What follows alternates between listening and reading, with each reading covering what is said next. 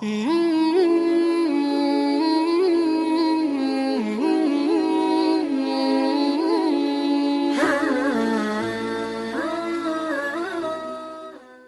علیکم ورحمۃ اللہ وبرکاتہ۔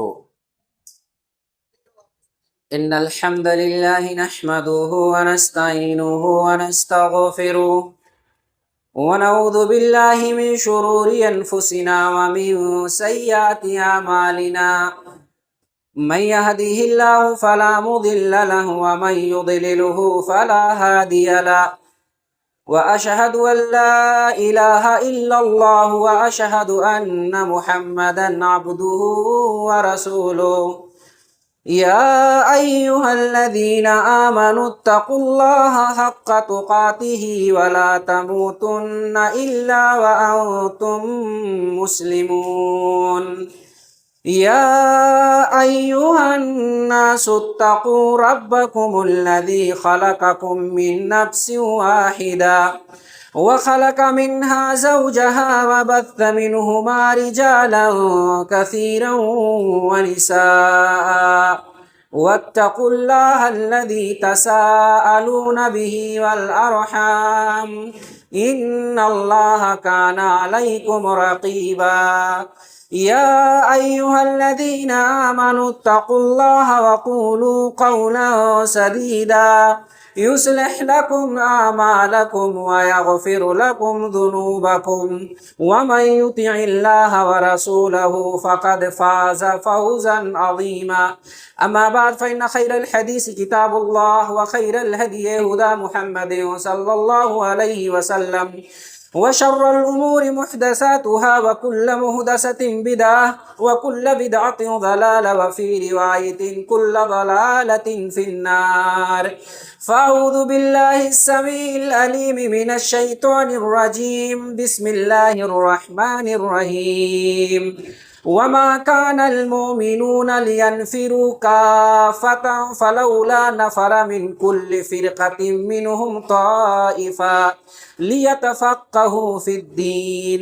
وقال النبي صلى الله عليه وسلم من يرد الله به خيرا يفقهه في الدين، أو كما قال النبي صلى الله عليه وسلم. صدق الله العظيم وصدق رسوله النبي الكريم، ونحن على ذلك لمن الشاهدين والشاكرين والحمد لله رب العالمين.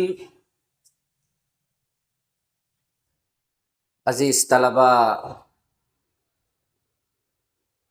ہر قسم کی بڑائی حمد و تعریف اللہ وحدہ لا شریک کے لیے ہے، جو ساری کائنات کا خالق و رازق ہے۔ بعدہ درود و سلام پیش ہوں اللہ کے تمام نبیوں اور رسولوں پر، خصوصاً آخری نبی جناب محمد رسول اللہ صلی اللہ علیہ وسلم کی ذات اطہر پر، جن کی ذات مقدسہ پر اللہ سبحانہ و تعالیٰ نے احکام شریعت کو مکمل فرمایا، دین اسلام کو تکمیل بخشی۔ میرے لیے بڑی سعادت کی بات ہے کہ آج جامعہ کہ جامع النور کے اندر اصول الفقہ کے اندر نہایت ہی مشہور اور معروف کتاب الورقات فی اصول الفقہ، اس کی شرح کا اللہ رب العالمین نے مجھے موقع عنایت فرمایا ہے۔ قبل اس کے کہ میں کتاب کی متن اور اس کی تشریح کی طرف اشارہ کروں، اس سے پہلے میں صاحب کتاب کے حوالے سے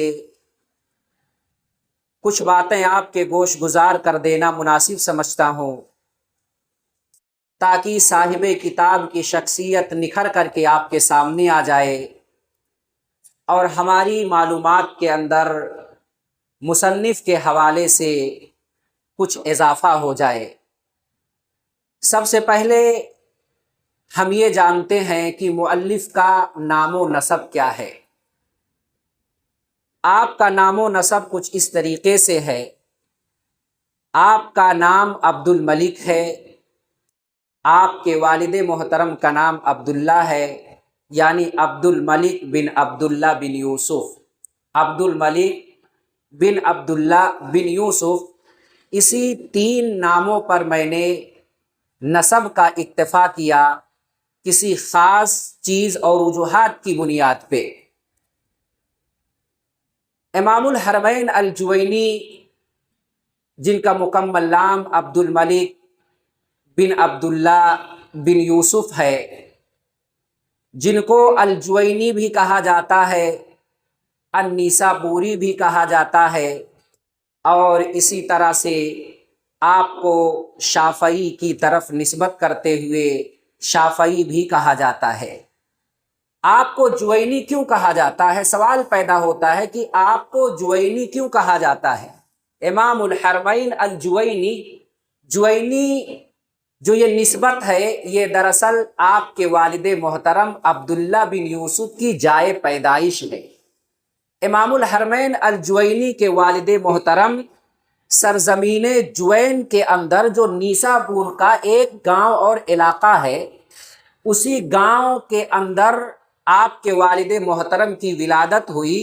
اسی نسبت سے اپنے نام کے سامنے الجوینی لکھتے ہیں، یا علماء ان کے نام کے آگے الجوینی بڑھاتے ہیں۔ سوال پیدا ہوتا ہے، پھر آپ کو نیساپوری کیوں کہا جاتا ہے؟ نیساپور دراصل یہ جائے ولادت ہے امام جوینی، امام الحرمین الجوینی کی، جو نیسابور کے اندر پیدا ہوئے اور وہیں پہ اپنی ابتدائی تعلیم حاصل کی، اور ساتھ ہی ساتھ اسی جگہ پر آپ کی وفات بھی ہوئی۔ تو نیسابور آپ کی جائے پیدائش بھی ہے، جائے وفات بھی ہے، اور آپ کی ابتدائی تعلیم بھی وہیں پہ ہوئی، اس وجہ سے آپ کو نیساپوری کہا جاتا ہے۔ شافعی اس وجہ سے کہا جاتا ہے کہ آپ کا لگاؤ امام شافعی سے بہت زیادہ تھا، اور نسبت مذاہب فقہیہ کی طرف کچھ لوگ نسبت کرنے کو شرف سمجھتے ہیں۔ نسبت کرنے میں کوئی قباحت نہیں ہے، کوئی نسبتاً اپنے آپ کو حنبلی کہے، کوئی حنفی کہے، کوئی مالکی کہے، کوئی شافعی کہے، کوئی ظاہری کہے، کوئی اور کہے، نسبت تک اگر بات ہے تو اس میں کوئی حرج اور قباحت نہیں ہے۔ البتہ تعصب اس کے اندر، تعصب مذہبی نہیں آنا چاہیے۔ تو اس لحاظ سے امام الحرمین الجوینی کو کیا کہا جاتا ہے؟ شافعی کہا جاتا ہے۔ امام الحرمین آپ کو کیوں کہا جاتا ہے؟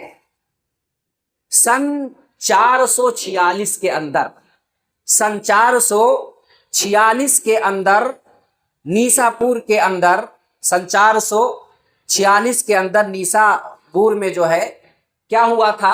ایک فتنہ رونما ہوا تھا، تعصب کا فتنہ، اور اسی 446 میں امام الحرمین الجوینی فتنے سے بچتے ہوئے، کیونکہ الفتنۃ اشد من القتل، فتنہ یہ قتل سے بھی زیادہ سنگین ہے، اسی وجہ سے امام الحرمین الجوینی نیساپور کو چھوڑ کر کے 446 کے اندر بغداد آ گئے، اور چند سال بغداد کے اندر رہے، وہاں کے علماء سے ملاقات کرتے رہے، علم حاصل کرتے رہے، مناظرہ بھی ہوئے، اور اس کے بعد کچھ دنوں کے بعد بغداد سے مکہ اور مدینہ چلے آئے، اور مکہ اور مدینہ میں آ کر کے 4 سال تک ٹھہرے رہے۔ 4 سالوں کے بیچ میں کبھی درس و تدریس کا فریضہ مکہ کے اندر انجام دیتے، کبھی درس و تدریس کا فریضہ جو ہے مدینہ کے اندر انجام دیتے، کبھی مکہ میں خطبہ دیتے، کبھی مدینہ میں خطبہ دیتے۔ اسی وجہ سے آپ کو امام الحرمین کے لقب سے ملقب کیا گیا، اور امام الحرمین کے لقب سے یہ کیا ہوئے؟ مشہور ہوئے۔ آپ کی ابتدائی تعلیم کہاں ہوئی؟ آپ کی نشو و نما کہاں پہ ہوئی؟ تو آپ کو معلوم ہونا چاہیے امام الحرمین الجوینی ایک نیک، صالح اور علمی خاندان کے اندر پیدا ہوئے، ایک علمی خاندان کے اندر پیدا ہوئے۔ آپ کے والد محترم عبداللہ بن یوسف یہ اپنے وقت کے تفسیر کے بھی امام مانے جاتے تھے، فقہ اور حدیث کے امام مانے جاتے تھے، اصول فقہ کے امام مانے جاتے تھے، علم کلام کے امام مانے جاتے تھے۔ اس سے آپ اندازہ لگائیں کہ کتنے بڑے عالم، کتنے بڑے فقیہ، کتنے بڑے اصولی اور کتنے بڑے علم کلام کے ماہر تھے امام الحرمین الجوینی کے والد محترم، جن کا نام عبداللہ بن یوسف ہے۔ اور ان کے دادا کو آپ دیکھ لیجئے، ان کے دادا یوسف اپنے زمانے کے ماہرین ادبا میں شمار ہوتے ہیں، اپنے زمانے کے ماہرین ادبا میں سر فہرست ان کا نام آتا ہے، ان کے دادا کا نام۔ اور ان کے ایک چچا ہے جن کا نام ابو الحسن ہے، ان کے چچا ابو الحسن اپنے زمانے کے متمکنین فقہا میں سے شمار کیے جاتے ہیں، یعنی ان کے زمانے میں جو فقہا، ماہرین فقہا کی ایک ٹیم تھی، اس کے یہ سرخیل مانے جاتے تھے۔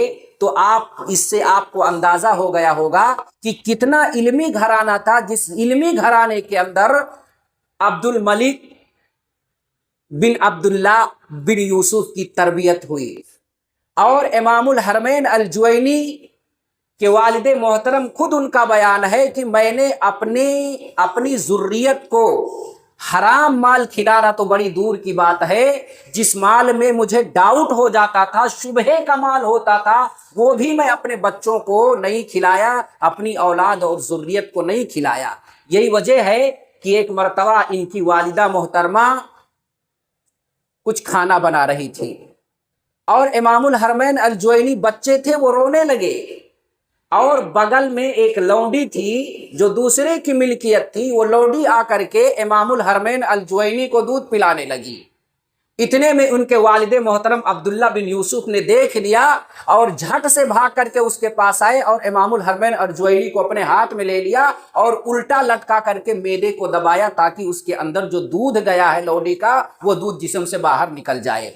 کیوں ایسا؟ اس لیے کیا کہا کہ وہ لونڈی ہماری ملکیت نہیں ہے، وہ ملکیت کسی اور کی تھی، اور اسی طرح سے اس نے ہمیں اجازت بھی نہیں دیا تھا، اور ہو سکتا تھا کہ وہ جو اس کی پرورش حرام چیزوں کے ذریعہ سے ہوئی ہو، اور میں نہیں جانتا کہ میرے فرزند ارجمند کے پیٹ کے اندر حرام کا نوالا جائے، اسی وجہ سے الٹا لٹکا کر کے معدے کو دبایا تاکہ پورا دودھ پیٹ سے باہر نکل جائے، حرام کا ذرہ برابر بھی اس کے اندر، رتی برابر بھی پھول نہ بچے۔ یہ عالم تھا امام الحرمین الجوینی کے گھرانے کا۔ امام الحرمین الجوینی اپنی ابتدائی تعلیم اپنے والد سے حاصل کرتے ہیں۔ بچپن ہی میں قرآن کریم کو یاد کر لیا، قرآن کریم کو کیا کر لیا؟ بچپن ہی میں قرآن کریم کو حفظ کیا، تفسیر کی کتاب، حدیث کی کتاب، فقہ کی کتاب، اصول کی کتاب اور علم کلام کو اپنے والد سے ہی پڑھا۔ لیکن تعجب ہوگا آپ کو، جو لوگ امام الحرمین الجوینی کو مقلد کہتے ہیں، جبکہ میں اس کو ماننے کے لیے تیار نہیں ہوں، امام الحرمین الجوینی مقلد نہیں تھے بلکہ مجتہد تھے۔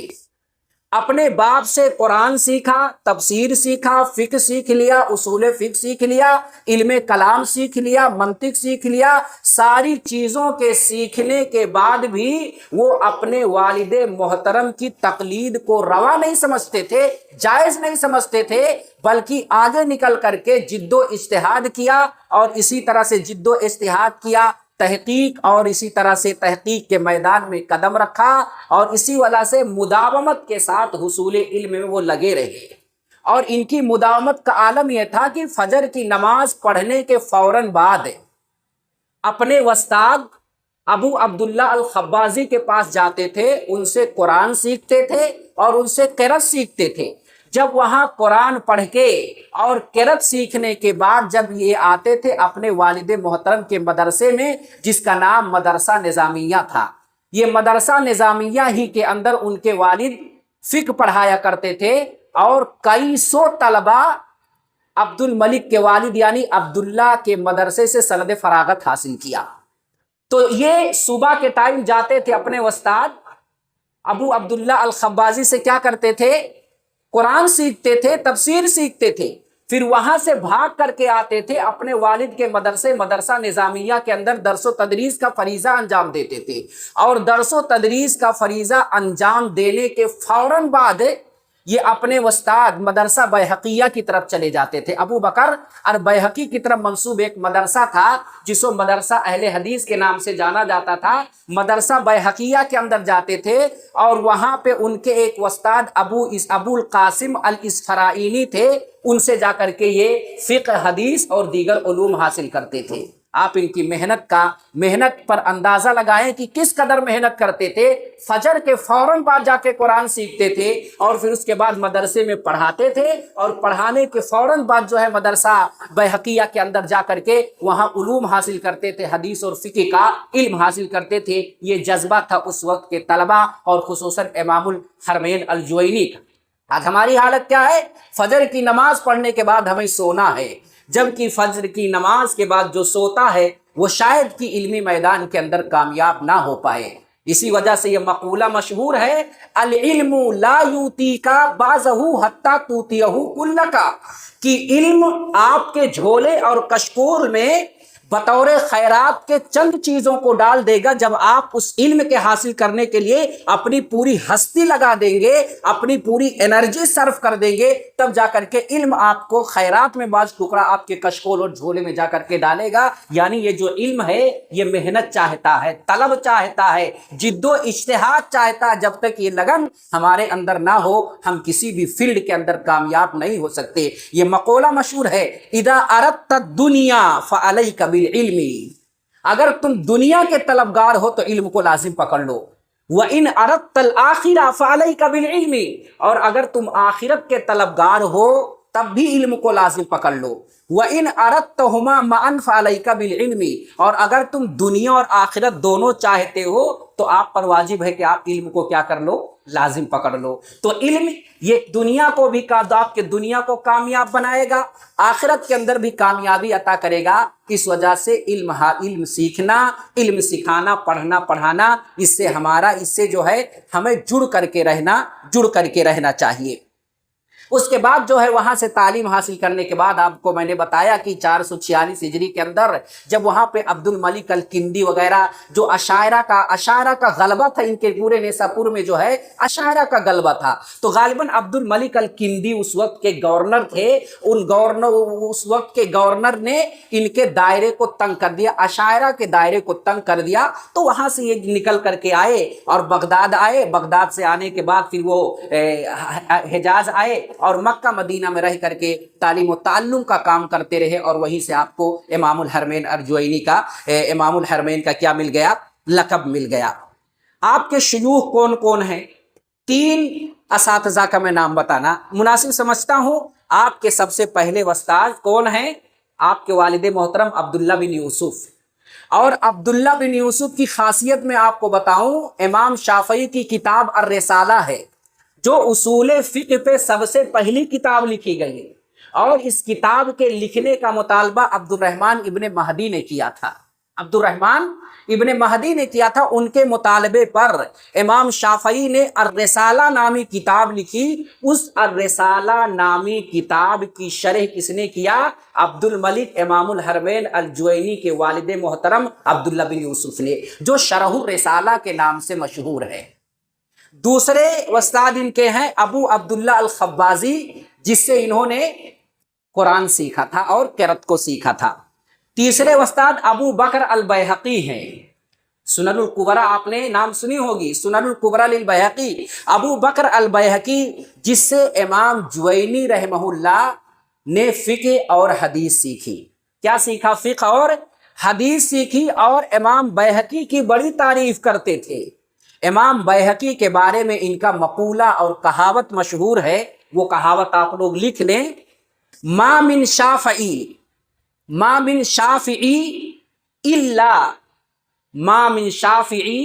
الا وللشافعی فی عنقہ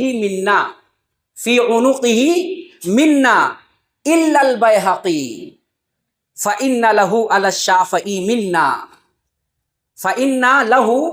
علی الشافعی منا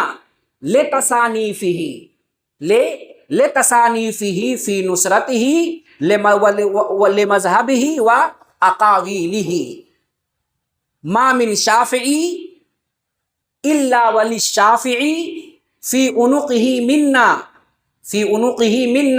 الا البیہقی فإن له علی الشافعی منا لتصانیفہ فی نصرتہ لمذہبہ و اقاویلہ۔ اس کا کیا مطلب ہے؟ کوئی شافعی المسلک آپ کو نہیں ملے گا جس کے گردن میں امام شافعی کے احسان کا پٹا نہ پڑا ہو۔ کسی بھی شافعی عالم کو یا شافعی کی طرف اپنے آپ کو منسلک کرنے والے کو نہیں پاؤ گے مگر اس کے گلے میں امام شافعی کے احسان کا پٹا ضرور پاؤ گے، سوائے امام بیہقی کے۔ امام بیہقی کے گلے میں امام شافعی کے احسان کا فندہ نہیں ہے، بلکہ یہ کہہ لیجئے امام بیہقی کا امام شافعی رحمہ اللہ پہ کیا ہے؟ احسان ہے۔ اس کی وجہ یہ ہے کہ امام شافعی کے مذہب، امام شافعی کے اقوال پر سب سے زیادہ اگر کسی شخص نے کتاب لکھی تو وہ لکھنے والا کون ہے؟ ابو بکر البیہقی رحمہ اللہ ہے۔ اسی وجہ سے امام جوینی ان کی بڑی تعریف کیا کرتے تھے۔ اور اسی طرح سے ان کی کتاب، پہلی کتاب ہے البرہان فی اصول الفقہ، دوسری کتاب ہے مدارک العقول، مدارک العقول، اور تیسری کتاب جو آپ لوگ پڑھ رہے ہیں الورقات فی اصول الفقہ، اور ایک کتاب ہے الارشاد فی اصول الفقہ، الارشاد فی اصول الفقہ، اور ایک اور کتاب ہے التلخیص فی اصول الفقہ۔ یہ تقریباً 5 کتابیں امام الحرمین الجوینی نے فقہ کے اندر تصنیف کیا۔ فقہ کے اندر یہ پانچوں کتابیں موجود ہیں۔ اس کی بے شمار شروحات بھی ہیں، بہرحال میں شروحات میں اپنا زیادہ وقت ضائع نہیں کرنا چاہتا، صرف اس کتاب کی اہمیت کے لیے آپ کو اتنا بتا دینا مناسب سمجھتا ہوں کہ اس کتاب کی ایک شرح علامہ جلال الدین محلی کی ہے، شرح الورقات علامہ جلال الدین محلی کی ہے۔ علامہ جلال الدین محلی کے شرح پر علامہ دمیاطی کا حاشیہ موجود ہے۔ کن کا حاشیہ موجود ہے؟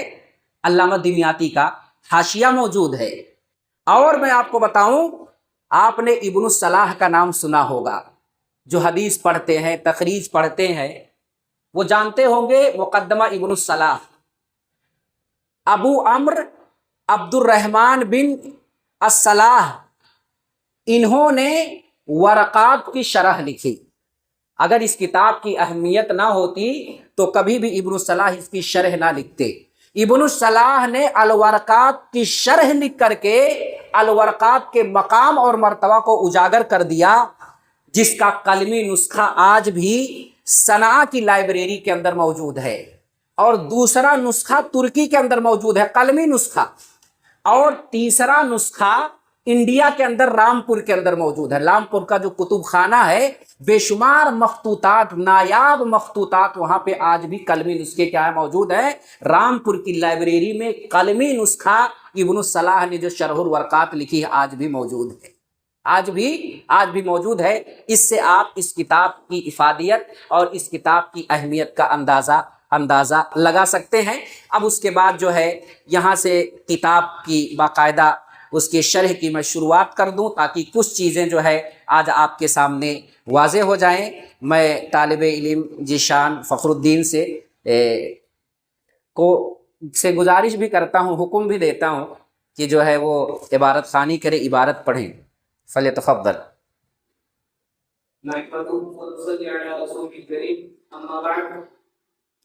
اللهم اغفر لنا ولشيخنا ولوالدينا ولجميع المسلمين. قال المؤلف امام الحرمين الجويني رحمه الله في مقدمه كتابه هذه ورقات تشتمل على معرفه الاصول من اصول الفقه، وذلك مؤلف من غير مفردين، احدهما اصول والثاني فقه، فالاصل ما بني عليه غيره، والفرع ما بني على غيره، والفقه معرفة الأحكام الشرعية التي تليق الاجتهاد. حسبک بارک اللہ فیک۔ اب یہاں سے مؤلف رحمہ اللہ مقدمے کی شروعات کر رہے ہیں۔ ظاہر سی بات ہے، کوئی بھی مؤلف جب کتاب لکھتا ہے تو اس کا ایک مختصر یا مطول مقدمہ اس کے اندر رکھتا ہے، اور مقدمے کے اندر جو ہے کتاب کی طرف اشارہ، اور کتاب کے اندر کیا کیا چیزیں موجود ہیں اس کی طرف وہ مختصر اور ایجاز کے ساتھ کیا کر دیتے ہیں، اشارہ کر دیتے ہیں۔ پہلا سوال یہ ہے کہ کتاب الورقات کس کے لیے لکھا؟ کتاب الورقات جو ہے، الورقات فی اصول الفقہ، یہ کس کے لیے یہ کتاب لکھی گئی؟ اس کا جواب یہ ہے کہ جب کوئی مؤلف کوئی کتاب لکھتا ہے تو اس کے سامنے متعلمین کی 3 کیٹیگری ہوتی ہے۔ جب کوئی معلم متعلم کے لیے کتابیں لکھتا ہے تو اس کے سامنے متعلمین کی 3 کیٹیگری سامنے ہوتی ہے۔ پہلی کیٹیگری اور پہلا مستوی کس کا ہوتا ہے؟ جو اعلیٰ مستوی پر فائز ہوں، جو علم کے اعلیٰ مستوی پہ فائز ہوں۔ نمبر 2، جو علم کے اوسط مستوی پہ فائز ہوں، اور اسی طرح سے جو ادنا درجے پہ فائز ہوں، یہ تیسرا مستوی ہے۔ ان تینوں مستوی کو اپنے سامنے رکھتے ہوئے کوئی معلم متعلم کے لیے کتاب لکھتا ہے۔ جوانی کے اندر امام الحرمین الجوینی نے یہ کتاب لکھی، اور یہ کس کے لیے؟ مبتدئین کے لیے، ابتدائی طلباء کے لیے یہ کتابیں لکھی۔ کن کے لیے؟ ابتدائی طلباء کے لیے یہ کتابیں لکھی، اور جو اعلیٰ مستوی پہ فائز ہیں وہ بھی اس سے استفادہ کر سکتے ہیں۔ دوسرا سوال یہ ہے، یہ کتاب مطول ہے یا مختصر ہے؟ کون جواب دے گا؟ یہ کتاب مختصر ہے مگر مطول بھی ہے، مختصر بھی ہے مگر مطول بھی ہے۔ اگر الفاظ اور معانی کے اعتبار سے دیکھیں، یعنی الفاظ اور تعبیرات کے اعتبار سے کتاب مختصر ہے، الفاظ اور تعبیرات کے اعتبار سے کتاب مختصر ہے، لیکن معانی اور مفاہیم کے اعتبار سے اس کتاب میں شمول داخل ہے، اور یہ اس حساب سے دیکھا جائے تو یہ کتاب کیا ہے؟ مطول ہے۔ جب یہ معنی اور مفہوم کے اعتبار سے مطول ہے تو امام الحرمین الجوینی نے حاضی ورقاتوں سے کیوں شروعات کیا؟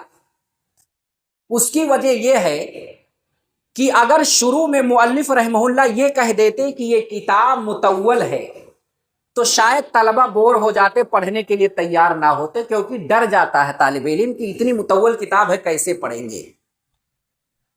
اور اس طرح کی تعبیر اللہ نے قرآن کے اندر بھی استعمال کیا ہے۔ اللہ قرآن میں کیا فرماتا ہے؟ یا ایھا الذین آمنوا کتب علیکم الصیام کما کتب علی الذین من قبلکم لعلکم تتقون۔ اس کے بعد کیا ذکر کیا؟ ایام معدودات۔ رمضان کے روزے کتنے دن ہیں؟ 30 دن ہیں، لیکن شہر کامل کی تعبیر اللہ نے چند یوم سے کیا۔ شہر کامل، مکمل مہینے کی تعبیر اللہ نے قرآن میں چند دنوں سے کیا۔ کیوں کیا؟ تاکہ بندوں پر یہ چیز ناگوار نہ گزرے۔ بندوں یعنی اللہ رب العالمین کے جو بندے ہیں ان پر روزہ رکھنا ناگوار نہ گزرے۔ اگر 1 مہینہ سیدھا اللہ کہہ دیتا تو ہو سکتا تھا وہ پریشانی میں مبتلا ہو جاتے اور اس سے کترانے لگتے۔ تو تسہیل کے لیے، آسانی کے لیے، تاکہ وہ چیز بھاری نہ لگے، اس لیے اللہ نے شہر کامل کی تعبیر ایام معدودات سے کیا۔ ایسے ہی امام الحرمین الجوینی کی یہ کتاب کیا ہے؟ الفاظ اور تعبیرات کے اعتبار سے بھلے مختصر ہے، لیکن معنی اور مفہوم کے لحاظ سے بڑی مطول ہے۔ لیکن شروعات کہاں سے کیا؟ حاضی ورقات۔ اور آپ کو معلوم ہونا چاہیے حاضی کیا ہے؟ یہ اشارہ ہے۔ حاضی کیا ہے؟ اشارہ ہے، اور معرفہ کی 7 قسموں میں سے دوسری قسم ہے۔ علم کے بعد، ضمائر کے بعد اس میں اشارہ اور موصول وغیرہ معرفہ کی قسموں میں سے ہے۔ حاضی اس میں اشارہ ہے۔ ورقات مشار الیہ ہے، ورقات مشار الیہ ہے، اور آپ کو معلوم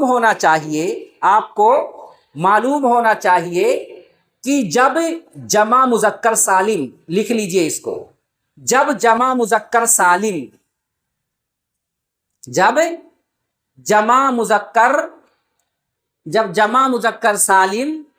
الف لام الاستغراقیہ سے خالی ہو، جب جمع مذکر سالم اور جمع مؤنث سالم الف لام استغراقیہ سے خالی ہو تو قلت کا فائدہ دیتے۔ کس کا فائدہ دیتے ہیں؟ مؤنث سالم علت کیا ہے؟ قلت کا فائدہ دیتی ہے، چاہے وہ جمع مذکر سالم ہو یا جمع مؤنث سالم ہو۔ تو ورقاتن میں الف لام داخل نہیں ہے، اس سے اشارہ کیا ملا کہ یہ جمع قلت ہے، ورقتن کی جمع ورقات ہے اور یہ جمع قلت ہے۔ اور یہ بات میں اپنی طرف سے نہیں کہہ رہا ہوں، یہ بات نحویوں کے امام سیبوئے نے کہی اپنی کتاب کے اندر۔ یہ بات کس نے کہی ہے؟ امام سیبوئے نے کہی ہے۔ اور جمع قلت کے 4 اوزان مشہور ہیں، جمع قلت کے 4 اوزان مشہور ہیں۔ اس میں سے پہلا کیا ہے؟ افعالن جیسے اقوالن، افعالن جیسے اقوالن۔ اور دوسرا کیا ہے؟ افعلن جیسے اقلبن، افعلن کے وزن پہ جیسے اقلبن۔ اور افعلتن جیسے اعونتن، افعلتن جیسے اعونتن۔ اور چوتھی کیا ہے؟ فعلتن جیسے غلمتن، فعلتن جیسے غلمتن۔ اور اگر 5 اور 6 کا اضافہ کرنا چاہیں تو مذکر سالم اور مؤنث سالم جب الف لام استغراقیہ سے خالی ہو، یہ بھی قلت کا فائدہ دیتے ہیں۔ اور قلت کا اطلاق کہاں سے کہاں تک ہوتا ہے؟ 3 سے لے کر کے 9 تک، اور 9 کے بعد لا نہایت لہ، وہ کیا ہے؟ جمع کثرت ہے۔ اور المسلمون، المسلمات، الورقات یہ کہا جائے تو یہ جمع کثرت کا فائدہ، ان المسلمین والمسلمات والمؤمنین والمؤمنات، یہ کیا ہے؟ جمع کثرت کے لیے ہے۔ تو ہذہ ورقاتن، یہ چند اوراق ہیں، یہ چند اوراق ہیں۔ اور ایک اور چیز آپ کو بتاؤں، ورقات مشار الیہ ہے، اور مشار الیہ کا قاعدہ یاد کر لیجئے، مشار الیہ کا قاعدہ یاد کر لیجئے کہ مشار الیہ کا محسوس ہونا اور نظر میں آنا ضروری ہوتا ہے۔ اگر مشار الیہ نظری ہے، محسوس کیا جا سکتا، دیکھا جا سکتا ہے، تبھی اشارہ کرنا جائز ہوگا۔ اگر مشار الیہ محسوس نہ ہو یا غیر نظری ہو تو ایسی صورت پہ وہاں اشارہ حقیقی نہیں ہوتا، مجازی ہوتا ہے۔ وہاں اشارہ حقیقی نہیں بلکہ کیا ہوتا ہے؟ مجازی ہوتا ہے۔ سوال پیدا ہوتا ہے یہاں ورقات کیا ہے؟ یہاں مشار الیہ نظری ہے، محسوس، حسی ہے یا غیر حسی ہے؟ یہاں ایک اعتبار سے دیکھا جائے تو حسی بھی ہو سکتا ہے، اور ایک اعتبار سے دیکھا جائے تو غیر حسی بھی ہے۔ اگر مؤلف نے یہ مقدمہ کتاب لکھنے سے پہلے لکھا ہے تو پھر ایسی صورت میں کیا ہوگا؟ غیر حسی ہوگا۔ اور کتاب لکھنے کے بعد اگر مقدمہ لکھ دیا ہے تو گویا کہ وہ کیا ہو جائے گا؟ پھر حسی ہو جائے گا، لکھی ہوئی چیز کیا ہے؟ نظر آ رہی ہے۔ اور کبھی کبھار ایسا بھی ہوتا ہے کہ غیر محسوس اور غیر حاضر کو، کبھی ایسا بھی ہوتا ہے کہ غیر محسوس کو اور غیر حاضر کو محسوس اور حاضر کے مقام پہ اتارا جاتا ہے۔ اور یہی حال یہاں پہ ہے، کیونکہ مؤلف نے اگر کتاب تصنیف سے پہلے اگر یہ مقدمہ لکھا ہوگا تب بھی جو اس کتاب کے مدلولات ہیں، اس کتاب کے مشتملات ہیں، اس کتاب کے الفاظ اور معانی ہیں، ان کے ذہن و دماغ کے اندر پہلے سے موجود رہے ہوں گے۔ اسی وجہ سے غیر محسوس اور غیر حاضر کو کبھی کبھار محسوس اور حاضر کے مقام پر اتارا جاتا ہے۔ تو کہتے ہیں ہذہ ورقات، ورقات کسے کہتے ہیں؟ ورقات یہ ورقہ کی جمع ہے، اور ورقہ اس کاغذ کو کہتے ہیں، ورقہ اس کاغذ کو کہتے ہیں جس میں الفاظ اور نقوش ہو، جس میں الفاظ اور نقوش ہو۔ ہر کاغذ کو آپ ورقہ نہیں کہہ سکتے، ہر کاغذ کو ورقہ نہیں کہہ سکتے، بلکہ ورقہ ہونے کے لیے کیا ضروری ہے؟ الفاظ اور نقوش اس کے اندر موجود ہو۔ کہتے ہیں ہذہ ورقات تشتمل، یہ اوراق مشتمل ہے۔ اب یہ تشتمل یہاں پہ کیا ہے؟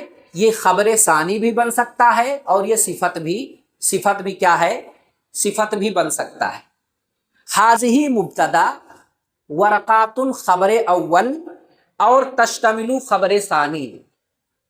اور اسی طرح سے تشتمل کو ورقات کی صفت بھی مان سکتے ہیں، ورقات کی صفت بھی مان سکتے ہیں۔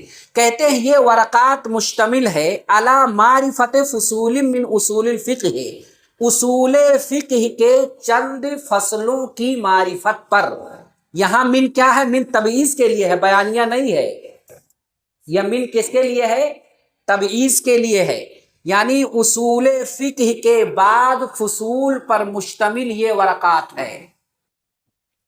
اب معرفہ کسے کہتے ہیں جی؟ معرفت، اگر آپ منطق وغیرہ سے دلچسپی رکھتے ہیں تو کبھی کبھار منطق وغیرہ بھی پڑھ لیا کریں. معرفت کسے کہتے ہیں؟ ادراک مطلق کو کہتے ہیں. کس کو کہتے ہیں؟ ادراک مطلق کو معرفہ کہتے ہیں. ادراک مطلق کو معرفہ کہتے ہیں، جو تصدیقات اور تصورات کو اپنے اندر شامل کرتا ہے. یعنی اگر ہم معرفہ کا معنی ادراک مطلق لیتے ہیں تو اس کے اندر تصورات بھی داخل ہو جائیں گے اور تصدیقات بھی کیا ہے؟ داخل ہو جائیں گے. فصول کسے کہتے ہیں؟ فصل کی جمع ہے. اور فصل کسے کہتے ہیں؟ حاجز کو کہتے ہیں. دو چیزوں کے بیچ میں اگر کوئی چیز آڑے آ جائے، مانے آ جائے، رکاوٹ پیدا کرے، اسے کیا کہتے ہیں؟ فصل کہتے ہیں. اصطلاح میں اس کی کیا تعریف ہے؟ کہتے ہیں جو ایک حکم شرعی میں مشترک ہو، جو ایک حکم شرعی کے اندر مشترک ہو، اسے کیا کہتے ہیں؟ اسے فصول کہتے ہیں. لکھ لیجئے، اگرچہ ابھی نہ سمجھ پائے نا، لیکن انشاءاللہ مہینہ، 2 مہینہ، 4 مہینہ، 10 دن، 15 دن کے بعد آپ انشاءاللہ اس کو ایسا سمجھ جائیں گے کہ آپ بھی دوسرے کو سمجھانے لگیں گے. ہم بھی جب آپ کے اس مقام پہ تھے تو بہت ساری چیزیں سر کے اوپر جاتی تھی، لیکن پھر بھی اس کو رٹ لیتے تھے. لیکن فراغت کے بعد الحمدللہ بغیر سمجھائے وہ ساری چیزیں سمجھ میں آ گئی. اور یہ ساری چیزیں بڑی محنت اور دقت کے بعد ملتی ہے، ایک کتاب کے اندر آپ نہیں پائیں گے.